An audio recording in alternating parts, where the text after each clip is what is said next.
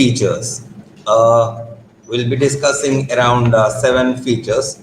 I'll be guiding you through the features and say the implication on the customers. You need to keep a track as we do not have any visuals. So that's the reason why I mentioned numbers. The first feature is consumer protection focus, which aims to safeguard the consumers from unsafe products or false claims or false advertising and unethical practices. If you remember, like in the year 2015, there was a ban on Maggi noodles for finding considerable quantities of lead in the product, harming the consumers. So the ban on Maggi noodles in 2015, after tests found that there was excessive lead content, consumer goods pushed for action to protect the public health. Now, this is because of the interest of consumers to protect themselves and the society, and to stop the companies practicing such adulterated food selling and thereby making profits. The second key feature of the consumerism is that it's a collective action, which intends to say that it involves social, collective, and voluntary unified bodies which put an effort to fight for the community. The Consumer Guidance Society of India, CGSI, founded in the year 1966, campaigns against misleading advertisements and defective goods that they push into the market. The third key feature of consumer movement is the legal framework. Over a period of time, consumerism operates under law, with laws like the Consumer Protection Act 2019 and many others we'll be discussing soon, which provide a formal grievance redressal forum or system wherein consumers put forward their grievance and try to get justice. Now, the CPA 2019, the Consumer Protection Act 2019, introduced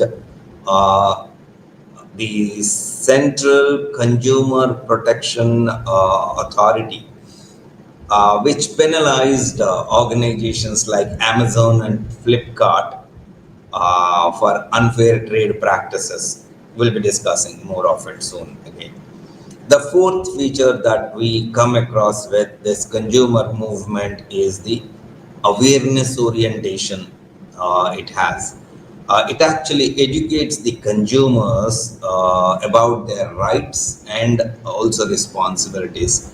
Now, the Jago Grahak Jago campaign by the Indian government educates people about the rights, the MRP checks, and also the complaint filing system, the entire process of it. How do they move about whenever they feel being cheated, and the entire process, whom to approach, how it needs to be resolved, how to address this problem, how to get their requests listened by the competent authorities who take an action against the company, curb the practices, and also to give justice to the customers. The fifth key feature is the redressal mechanism, which provides platforms like the consumer courts, wherein the consumers approach, or say the ombudsman services that these organizations offer to the consumers to raise their disputes and seek resolution. Now, NCDRC, National Consumer Disputes Redressal Commission, uh, the rulings of which, like the compensations to airline passengers for denied boarding or say lost baggage, and similar cases, uh, are actually a blessing, we can say. Like, now the sixth key feature of consumer movement is the advocacy and lobbying. What happens here is consumerism, the organizations, these voluntary organizations, to name one. Now they work to influence policies and regulations in order to make markets more fair and transparent to the consumer. We can take example of the NGOs which lobbied for stronger labeling laws or on the packaged goods to ensure transparency regarding the ingredients and the nutritional facts, particularly in case of food and medicines. Now, the last and seventh feature of consumerism is the ethical business promotion. Consumerism encourages businesses to adopt fair trade quality assurance and also responsible marketing practices. Now, the Bureau of Indian Standards (BIS) certification drives uh,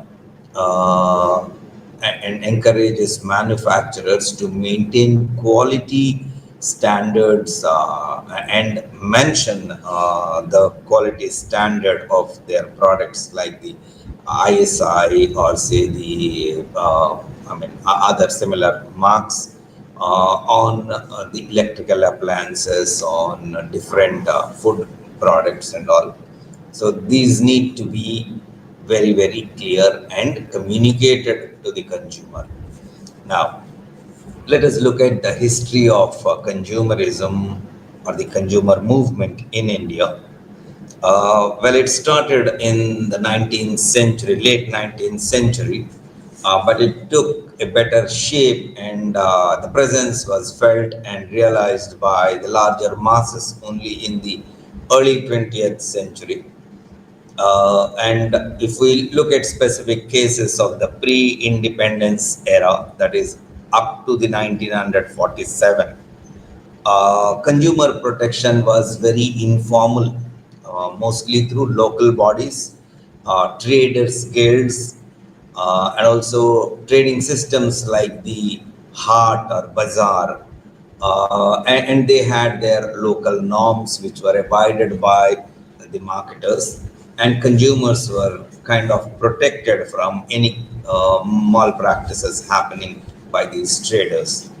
Well, there was no rule and rhyme, but certainly they had certain norms which were followed by these local bodies, and the consumer awareness of right to quality products started taking shape in those times.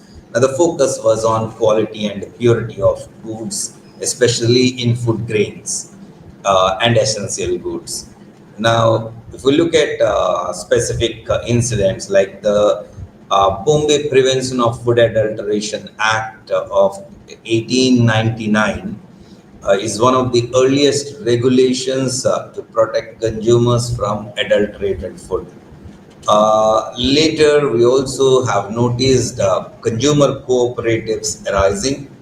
In India, it took a proper shape sometime in the 1920s, though it started actively from the 1906, 1913s. The real the regulations or the consumer cooperative stores uh, spread across the country, almost to the that started from around a humble 35-40 cooperative stores across the country to around 350 plus cooperative stores by the 19 in between 1920 and 1935, but unfortunately gradually it reduced back to those below 50. uh, but the conscientiousness of the consumers' rights is spread in the market, and people knew how to deal with the situation whenever they felt cheated, or whenever they felt the market practicing any kind of a manipulation with them, and be it quality, be it quantity, be it the way the services were rendered by these marketers and other companies.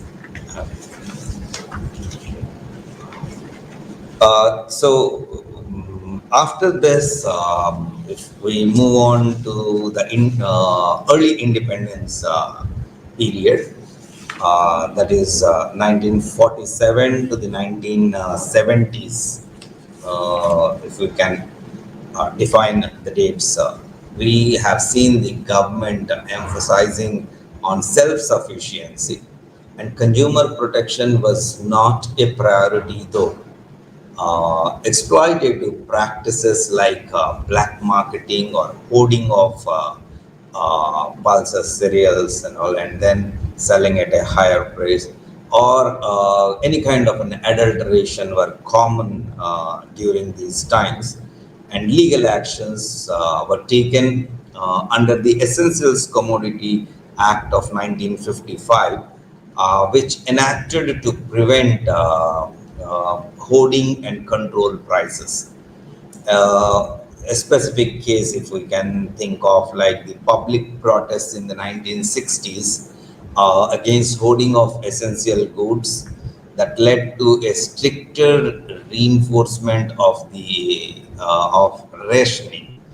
Um, well, moving on to the third phase, that is between the 1970s and the 80s, which was more of an organized consumer market. We do see here the establishment of the first consumer organization, consumer protection organization formed, which is the CGSI in the 1966, the Consumer Guidance Society of India. That campaign, because of which certain campaigns started. Uh, I mean, taking active steps against adulteration, underweight goods, or say misleading ads. To mention a specific case, we can not exactly the consumer movement per se, but then the conscientiousness of the acts and the measures the government has taken in the interest of the public is pretty evident from one such case, the Rural Litigation and Entitlement Kendra versus the state of UP in the year 1985. The Supreme Court, this was a case more popularly known as the Doon Valley case, if I am right. There was an impact of the limestone mounds, I mean, quarrying of the limestone mounds between Mussoorie and Dehradun, in those regions. Now, the cutting down of those quarries, the rampant cutting down of these quarries led to, I mean, deforestation in a way, like, and then a lot of soil erosion happening, and many other natural calamities, giving rise to such natural calamities. Now, this particular case was a landmark decision given by the Supreme Court, where the Supreme Court ruled in the favor of the environmental protection, indirectly supporting the consumer rights to have a very safe environment. uh, Consumer here, we are talking about the larger public, but when we come to the marketing, every individual has got a right in to protect the environment that he or she lives in. Uh, the next phase, sometime in between 1986 to 2000s, this is a period where we do see legislative and judicial empowerment. And this is the time when we have this Consumer Protection Act, the 1986 Consumer Protection Act, which marked a turning point that created a three-tier redressal system: local, regional, district, state, and national level commissions were established. Uh, Consumerism here recognized six types of consumer rights during this period. That is safety, information, choice, representation, redressal, and also education. These were the six consumer rights on which these legislative and judicial empowerment have strengthened the consumer's position. One of these, memorable case here we witnessed is the Indian Airlines versus Madhuri Chaudhary in the year 1990.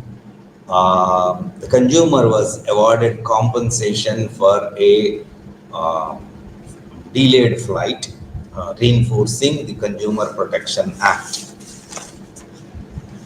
That was something commendable. Then we are currently in this phase from the year 2000 to the present, which we call the modern consumerism. Technological advancements have given scope not only to develop but at the same time to manipulate the consumers to a great extent, and how certain marketers and companies have taken undue advantage of this, and thereby the consumerism coming forward to protect their rightful consumers. Globalization brought the e-commerce issues, online fraud, and also misleading digital ads.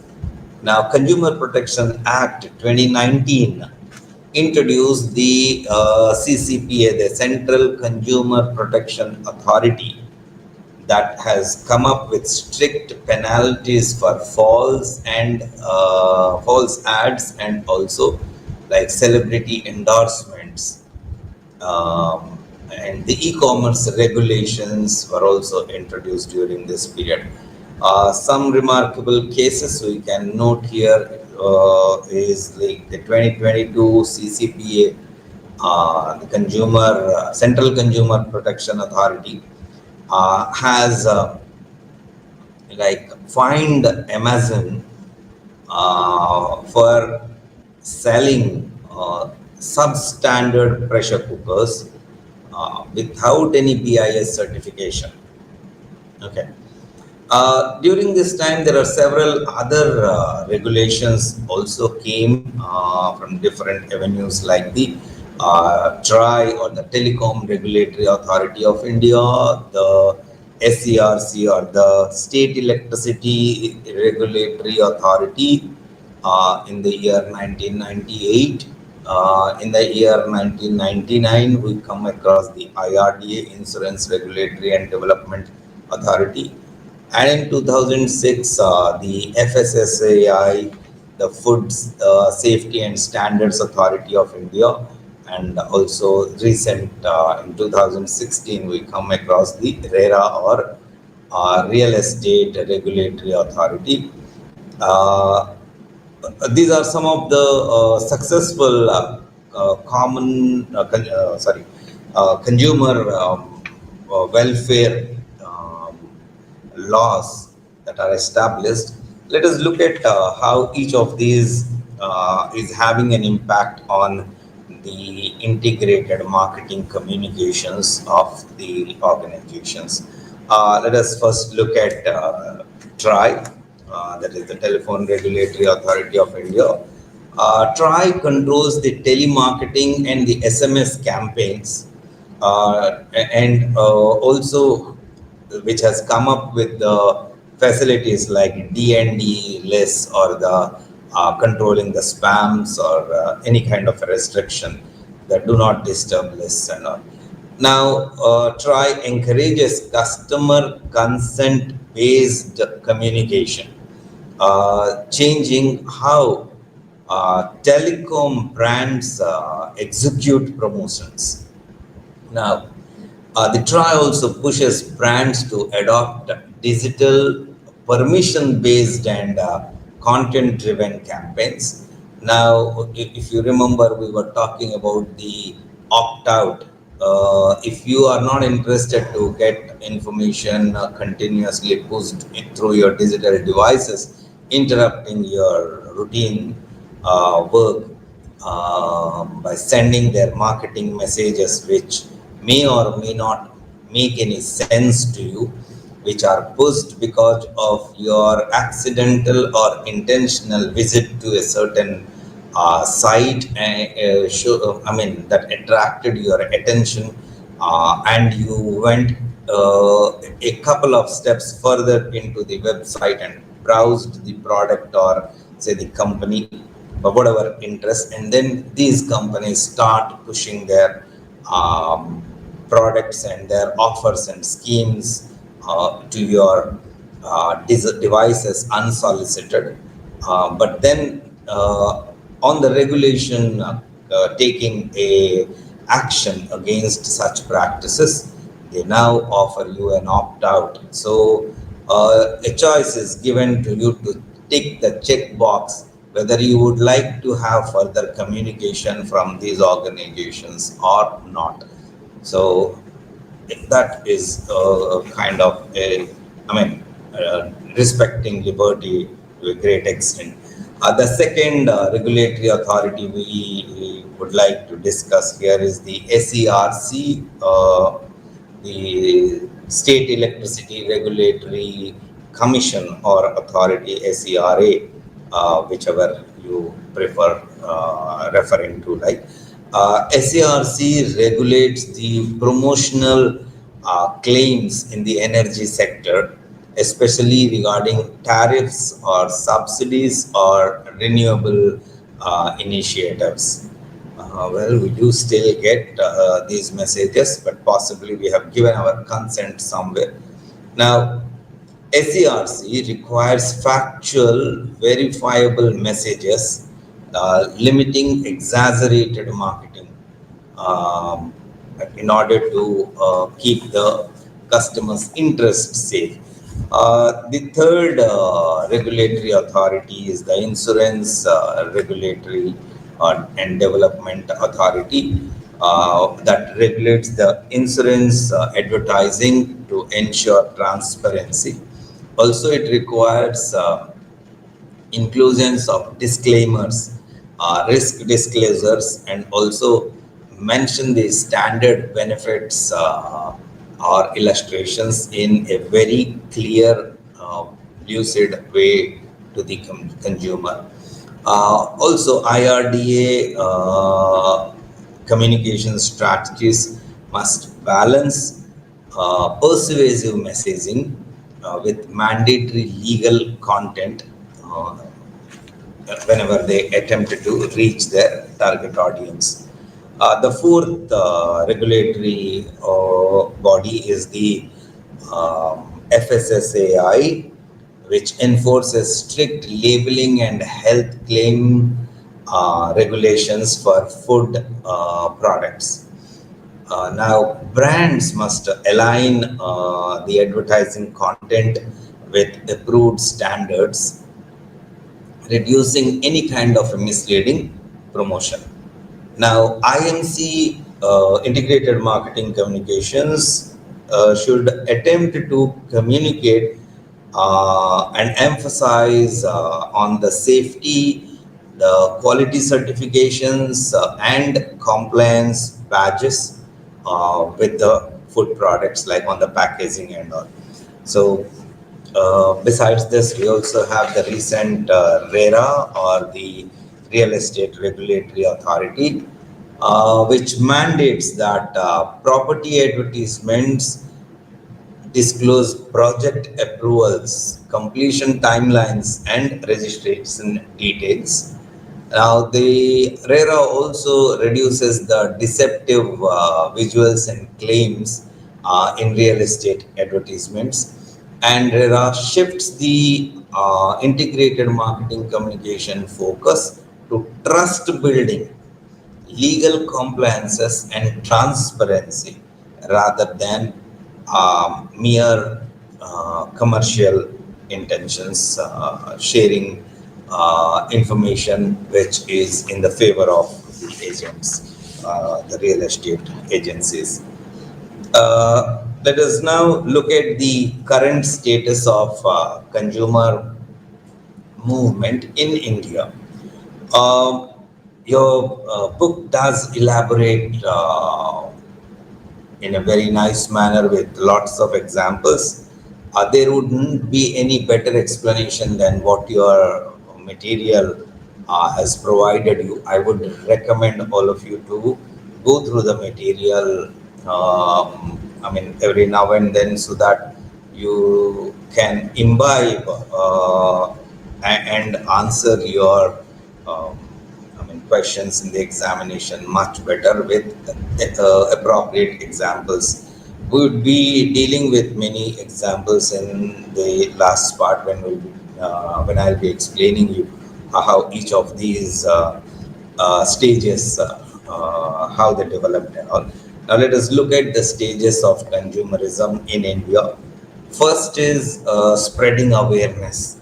Initially, when the movement started, there was a lot of, there was a decent effort to spread the awareness and sensitize the consumer that he has a right to fight for any kind of a manipulation attempted by the companies, and refrain from feeling cheated.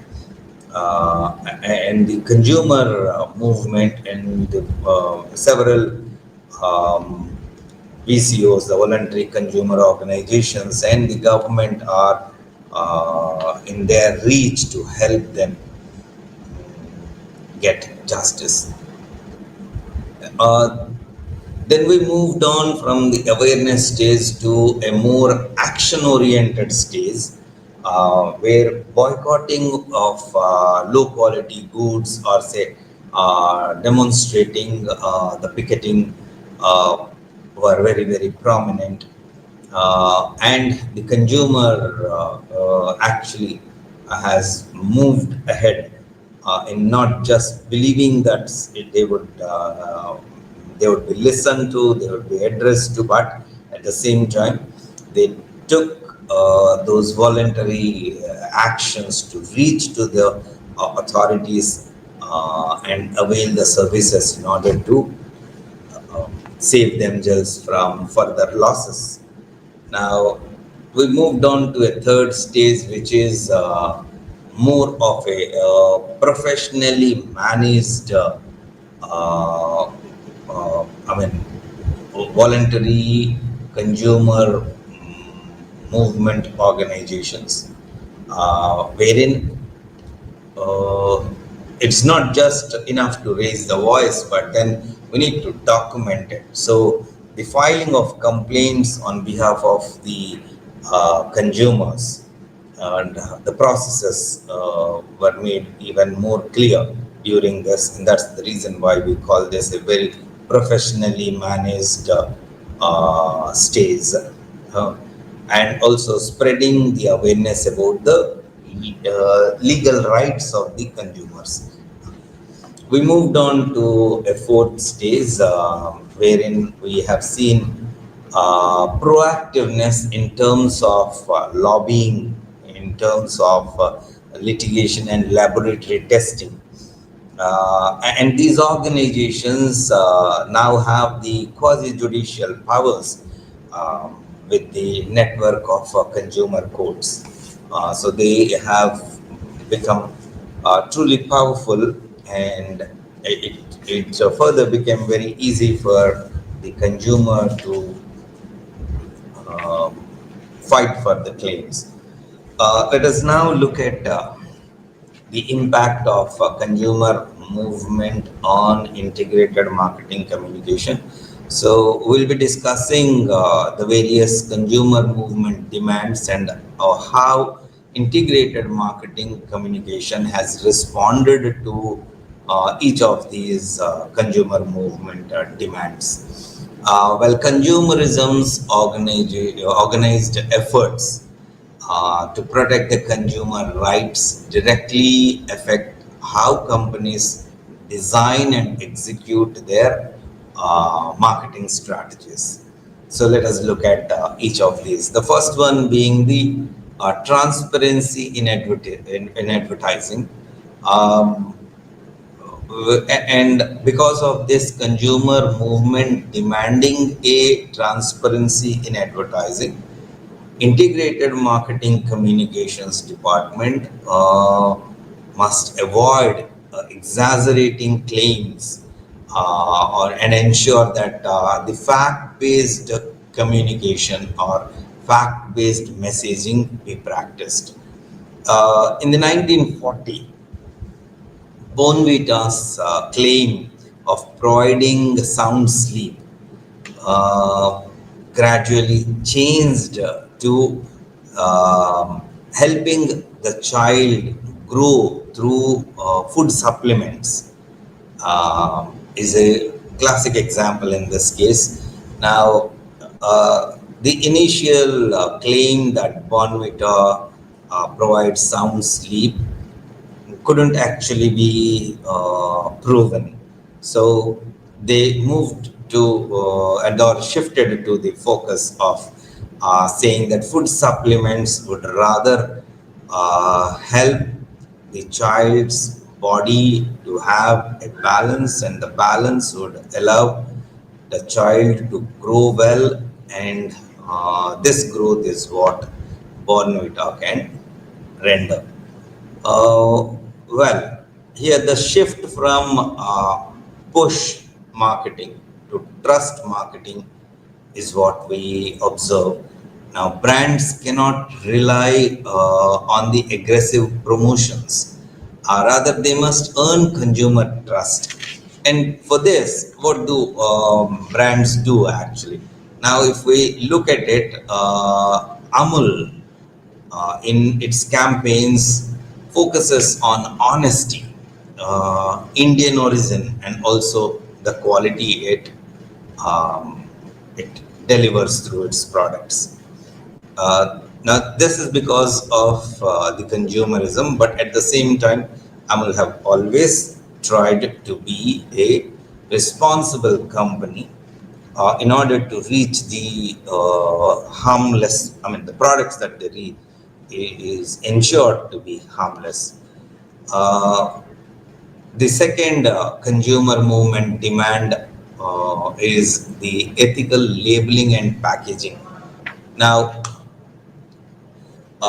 accurate product information like the in the form of QR codes or say text of the for the detailed data like the weight of the product or the MRP or the ingredients in the product or say the components in a particular I mean product device etc. They need to be mentioned and communicated to the customer on the packaging itself so that the customer gets to know what's in it before they really buy it.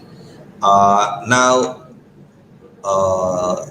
this not only this, even responsible celebrity endorsement were encouraged, and celebrities can be held liable if anything they claim is proven to be false or misleading.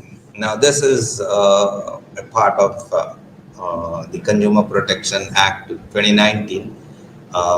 If you want more details, you can refer the act. Um, in this, we also come across, right, the regulatory compliance marketing. I mean, marketing of the packaged food prominently displays the FSSAI, license numbers and also the nutritional facts. Um, Basically, because the transparency is important, and also the clarity it must be given to the customer regarding what is the customer consuming. Now, the third demand that that the consumer movement provides is the focus on consumer safety and quality. Now, communication must highlight, the messages must highlight the certifications, FSSAI or say BIS or say ISL. Now, these organizations, you can say the voluntary consumer organizations like this, play a very vital and constructive role in the consumer awareness, in the information sharing and spreading, or say in the information delivery to the customers. Okay. Now, uh, here we can also talk about the influencer vetting. Like, brands ensure influencers follow the SGI guidelines when they are communicating, and these increased regulatory compliance costs should actually do justice. Now, IMC ensures that there is an increased regulatory compliance, and such legal vetting of ads and packaging is now a necessary part of the marketing campaigns. Um, the fourth consumer movement demand is the quick grievance redressal. Now, consumer support has to be there, or the customer support, the customer, the social responsibilities also. We can talk about it. The customer support integration into the campaigns, they need to provide you with the toll-free numbers, or the WhatsApp links, or the chatbots on their websites. Now, they must be active and responsive, and consumers can get their query addressed and in the real time. In fact, technological advancements certainly have helped in this aspect, in order to manifest the quick redressal, grievance redressal. Now, a digital review sensitivity is what this provides. Now, negative social media actions can harm the brand quality, like say boycotts or campaigns. Now, they can harm the company as well. So, IMC must take proper responses and proactive communication as well, in order to avoid any kind of a issue or conflict arising. Now, if we look at this entire scenario, what we come across is the consumer movements helping the helping in bringing the customer to a very conscious level, right?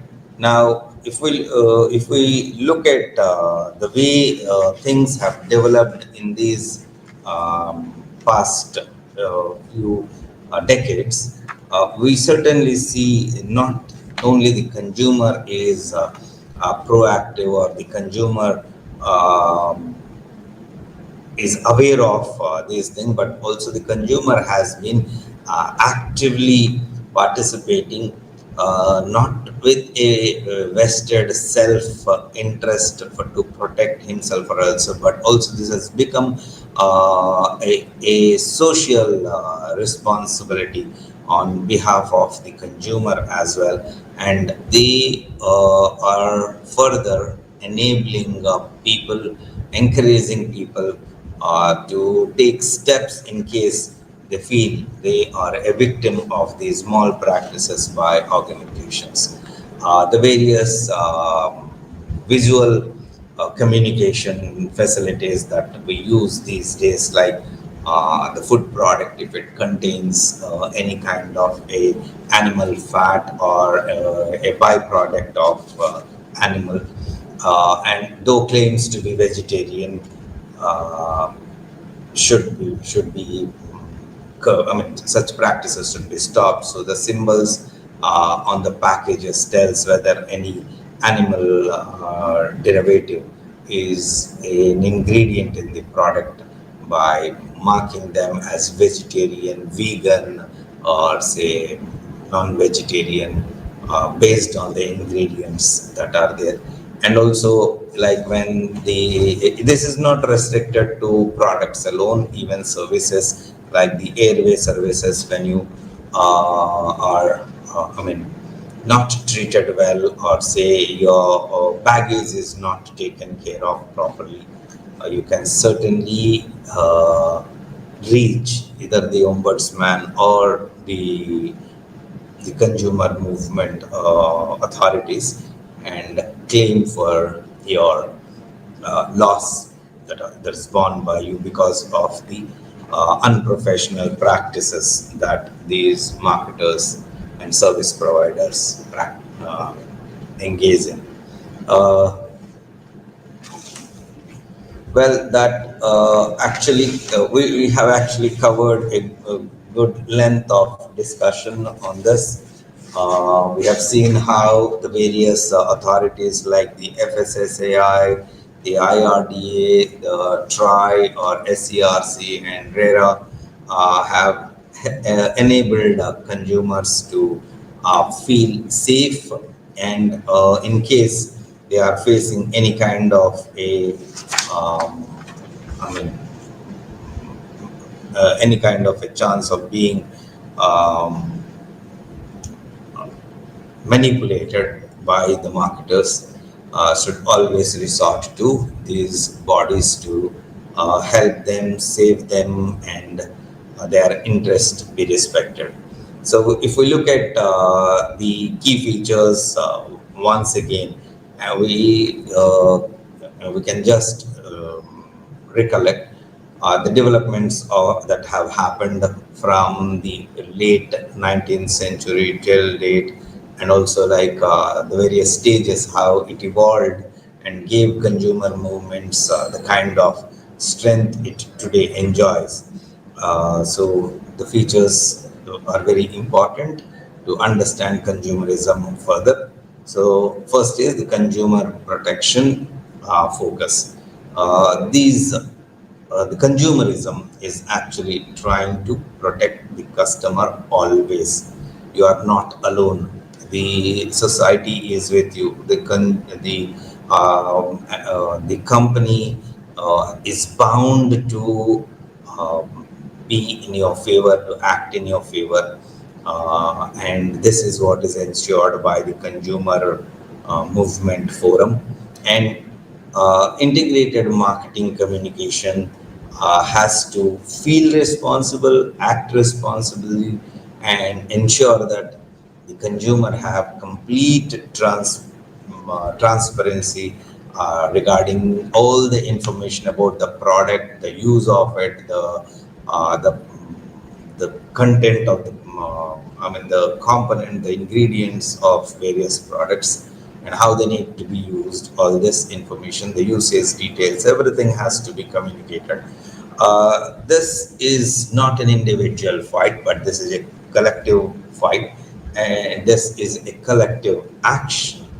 Consumerism promotes that collective action.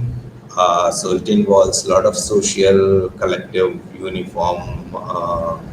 unified groups, right? Okay.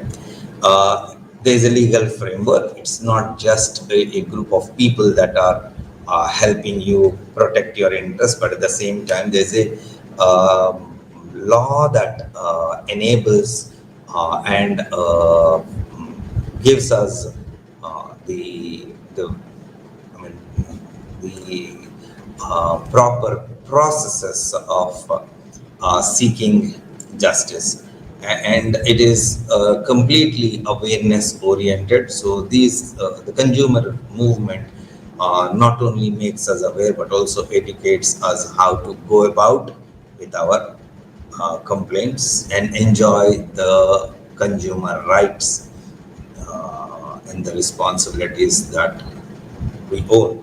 The redressal mechanisms of the of these various CVOs, or I mean sorry VCOs, the voluntary consumer organization, and also the government bodies that help us in the advocacy and lobbying of our grievances, or say our problems. And finally, consumerism promotes ethical business practices. So I guess that is all we have to discuss today. And I mean, like I said, some of the examples in your book are very, very relevant, and you need to go through them yourself. That is for the day. Thank you.